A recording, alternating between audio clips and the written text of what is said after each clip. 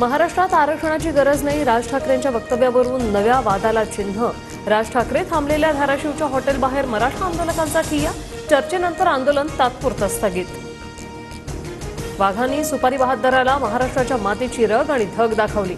महाराष्ट्राचा सातबारा कुणाच्या बापाचा नाही, आता समजलं असेल। राज ठाकरेंविरोधात मराठा आंदोलकांच्या भूमिकेनंतर मिटकरेंचं ट्विट। विधानसभेनंतर जरांगेंना मी काय बोलतो हे समजेल। धाराशिवमधील मराठा आंदोलकांच्या भेटीत राज ठाकरेंचं वक्तव्य। राज ठाकरे मुकामी असलेल्या हॉटेलमध्ये केलं होतं आंदोलन। राज ठाकरे सत्तेतच लक्ष हटवण्यासाठी अशी वक्तव्य। सागर बंगल्यावरील मित्र त्यांना भडकवतो, चिल्लर म्हणून सोडून द्या। राज ठाकरेंच्या आरक्षणावरील वक्तव्यानंतर जरांगेंचं मराठा समाजाला आवाहन। जरांगेंना पवारांनी उभं केलं म्हटलं जात आहे। जर जरांगे निवडणूक लढले नाही तर तो स्टॅम्प पक्का। प्रकाश आंबेडकरांचं वक्तव्य।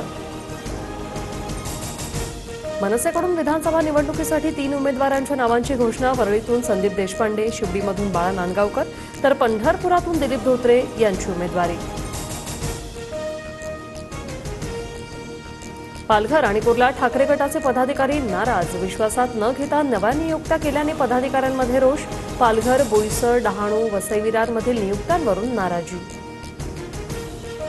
सुप्रीम कोर्टात उद्या शिवसेना आणि राष्ट्रवादी आमदार अपात्रतेची सुनावणी। 7 नंबरला शिवसेना आणि त्यानंतर राष्ट्रवादीची सुनावणी होणार।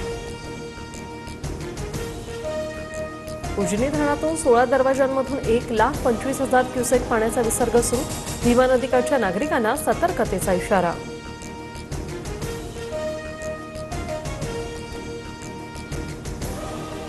आम आदमी पार्टी महाराष्ट्रात विधानसभा निवडणुका स्वबळावर लढणार। मुंबईत 36 जागा लढवण्याची आपची तयारी। आपच्या नेत्या प्रीती शर्मा मेमन यांची माहिती।